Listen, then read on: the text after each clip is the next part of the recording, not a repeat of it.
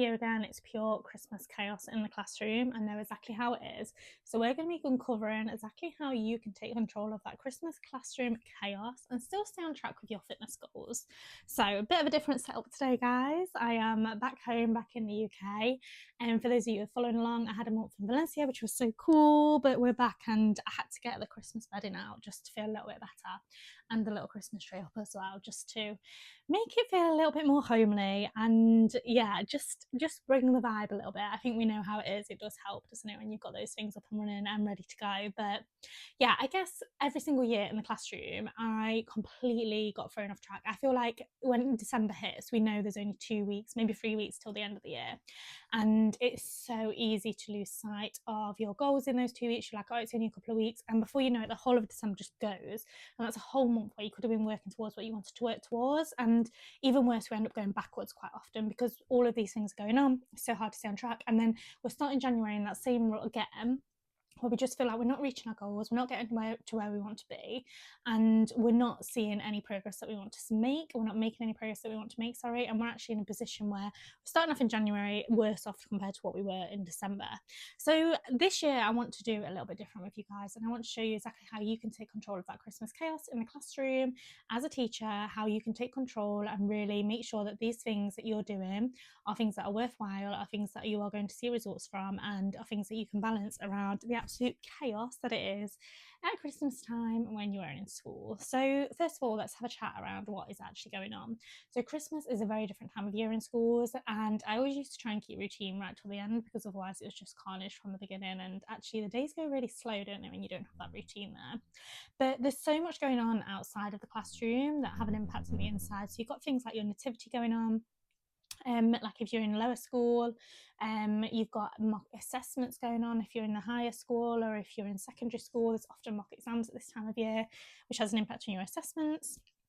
You've got like Christmas parties going on, not only the Christmas parties with the children, which have an impact because you have to stay late at work and things like that, but you also have like staff parties and things going on outside of work routine. And also I feel like this time of year, especially this year in particular, so many of my clients have come to me saying they're just not feeling well, and I think there's so much lurgy going around, like, and especially being in the classroom, it's cold, it's dark, it's wet.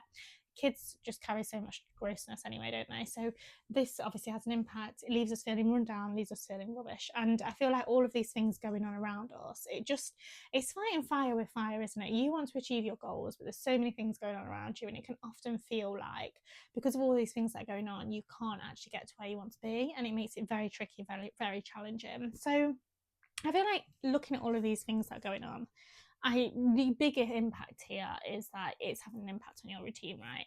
So whatever way, shape or form you look at it, it's very hard to keep a consistent routine in Christmas because there's things going on here, there and everywhere, left, right and central.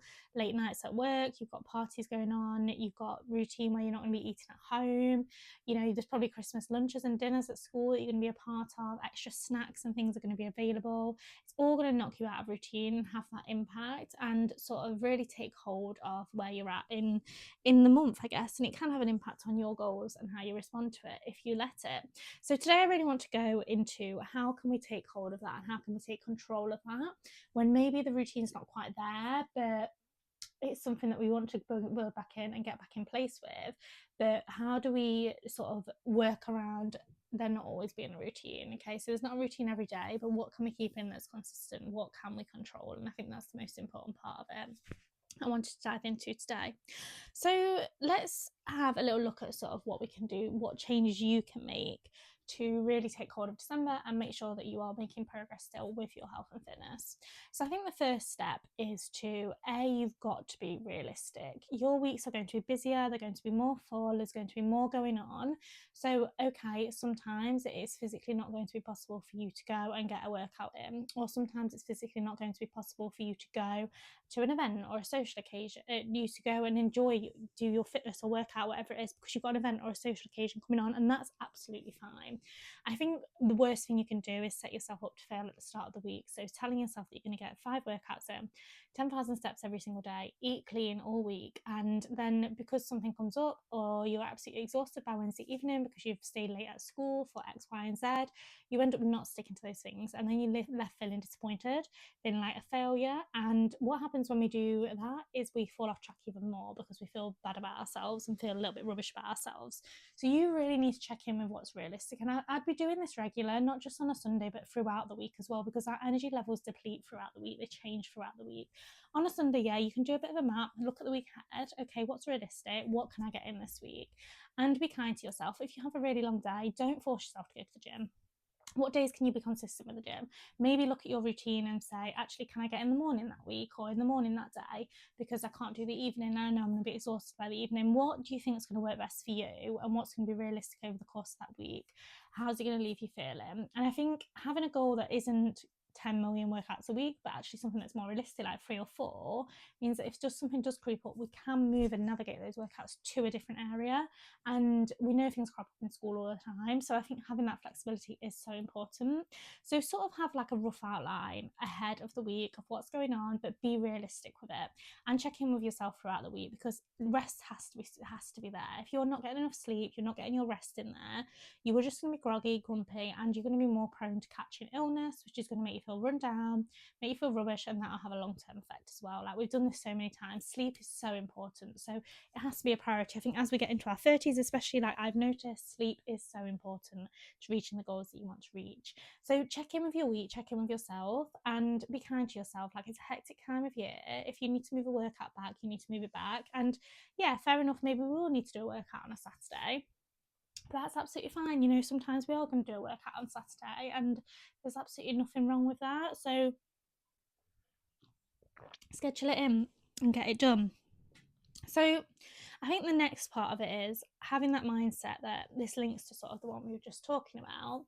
You are moving still, even if you are not getting 4 out of 4 workouts in, 3 out of 3 workouts in, even if you're not getting 10,000 steps in a day.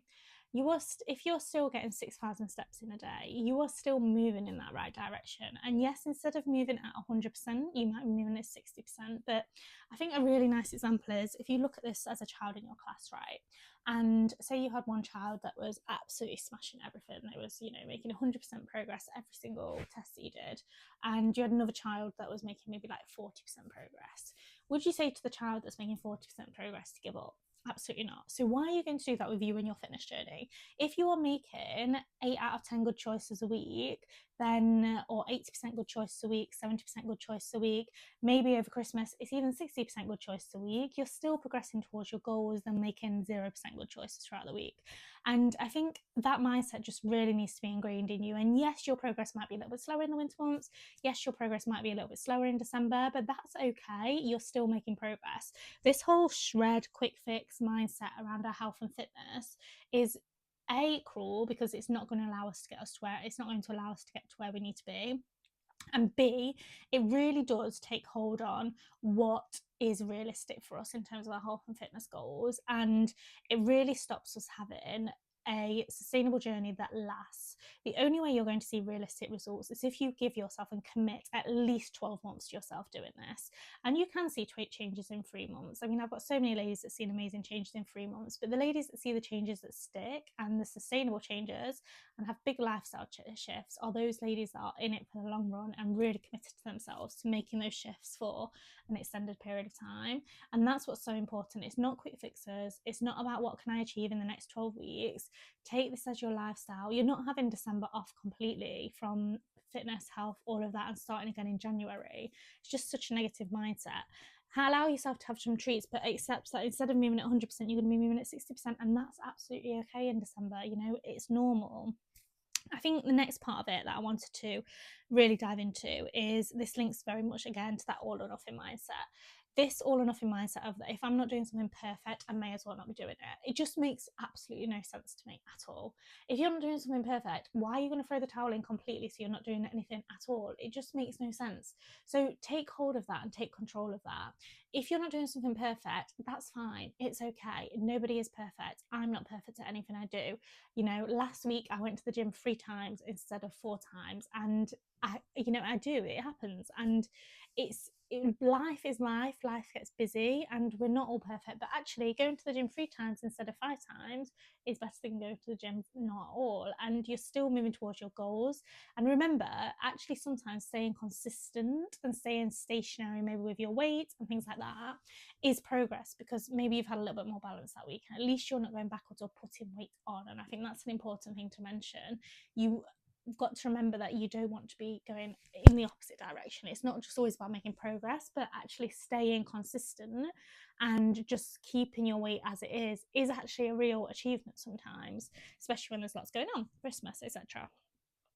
Number 4 is all around us having a little bit more control over our timings too. So this is more of like a physical one around boundary setting. Sometimes it's okay to say no. If there's a social event you don't want to go to, if there's an outing you don't want to go to, if you do want to just chill out, sometimes it's okay to take hold of that and be like, actually, no, I don't want to do that. I want to do this instead. I want to work on myself instead. And that's absolutely okay if you want to do that. I think also at work, there's going to be lots of extra bits. Sometimes it's okay to be like, right, I'm not going to take everything off of my to-do list today. I'm going to leave to go to the gym at this time because I really want to get my one session in this week. I'm really busy every other day. This is the day that I want to leave early to get my session and do something for me this evening. You've got to accept that you cannot be working at 100% every single evening. You can't be working till 7 p.m. every single evening. It's not realistic. You're not going to be able to sustain that. You're going to exhaust yourself, and actually building some time back in for you will make you show up as a better teacher the next day. It'll show up with more energy for these events and parties and whatever else is going on. So having that cut off is so important, and setting those boundaries is so important, especially at this time of year. And I think the last one is that actually sometimes, and this is me being a little bit more harsh, and I've had to have this conversation myself at points throughout my journey this last year especially, growing, I think, accepting that sometimes we do have to do hard things. Okay, training around teaching and wanting to be a certain way and a certain type of person, and to want to feel fitter and healthier, it's not easy. Okay, I'm not going to sit here and feed you this rubbish that it's an easy thing to do. You should build it in. It's easy to get all of these sessions in all of the time, because it's not easy, and I'm not going to sit here and pretend that it is. But what I would like you to appreciate is that actually it's not easy, no, but what you need to remember is that you can actually do these hard things. You can put things in place that are difficult. You can make traction with it. You can get up early if you need to. Sometimes we do need to get up at 5 a.m. to get that session in, and that's just what it is, because we can do hard things. Sometimes we do need to go to the gym after a long day at 7 o'clock because that's what we've got time to, and sometimes that's okay as well. And I'm not saying you need to do that every single day, because no, it's not realistic, but I do think sometimes it is about lapping it up, and it's about sucking it up and being like, actually, I want this, so I'm gonna work for it.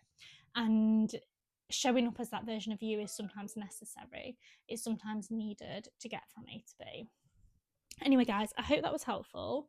And I hope that was a bit of a reminder, refresh of what you need for this year and to help you around that Christmas chaos and everything else that's going on.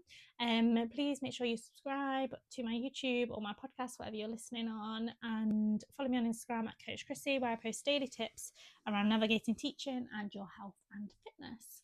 Yeah, I'll catch you all on the next one.